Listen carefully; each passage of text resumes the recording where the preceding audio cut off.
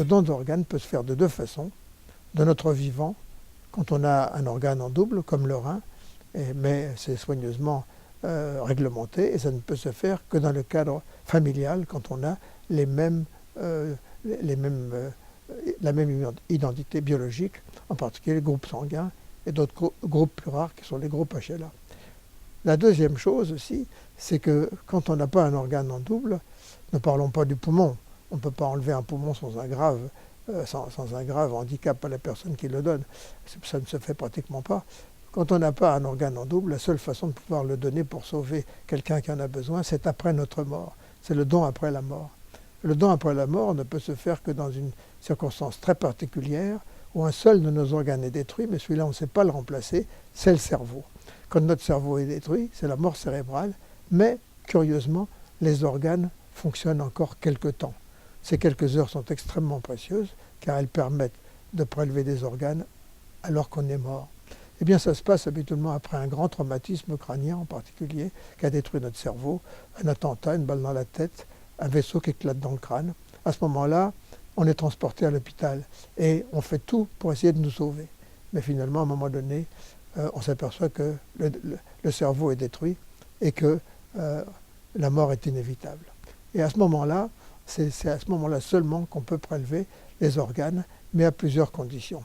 La première condition, c'est d'abord qu'on s'assure absolument que la mort est là. La deuxième, c'est qu'on n'a pas de maladie transmissible. La troisième, c'est qu'on a des organes qui fonctionnent encore. Et la quatrième, évidemment, c'est l'autorisation. Pour les mineurs, c'est l'autorisation écrite des deux parents si possible.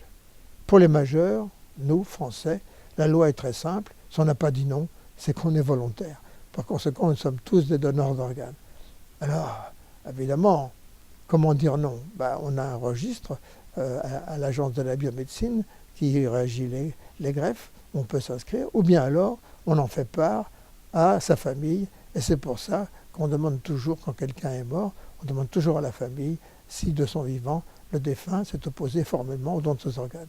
S'il ne l'a pas fait, il peut donner ses organes. En pratique, qu'est-ce que ça veut dire? Ça veut dire qu'on a un accident grave. C'est quand même pas si fréquent qu'on a un accident grave avec mort cérébrale. Deuxièmement, on est mené à l'hôpital. On fait tout ce qu'on peut pour nous sauver. Malheureusement, on n'y arrive pas. Et à ce moment-là, au lieu, après avoir annoncé la mort à la famille, lui rendre le corps, on passe 2 heures en salle d'opération.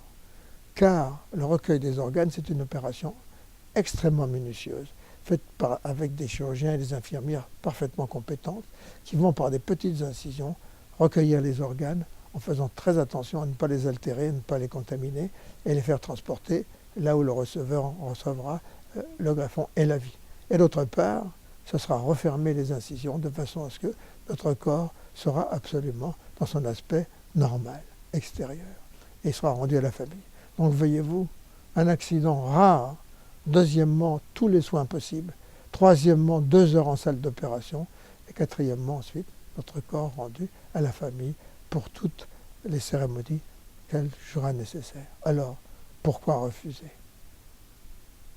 Je dis toujours que j'ai reçu une lettre très émouvante. Elle disait ceci. Monsieur Cabrol, je m'appelle Marie-Dominique. J'ai 22 ans et je vais mourir. Je peux à peine respirer. Les médecins m'ont dit que j'avais une sorte de fibrose du poumon et qui pourrait peut-être me sauver par une greffe. Mais je sais que les greffes, il n'y en a pas pour tout le monde. Alors, dans ces conditions, est-ce qu'il faut que je me résigne à mourir, prévenir ma famille, ou est-ce que j'ai une chance, une toute petite chance, d'avoir une greffe et de vivre? Eh bien, j'espère que tous ceux qui m'entendent répondront oui, et je les remercie.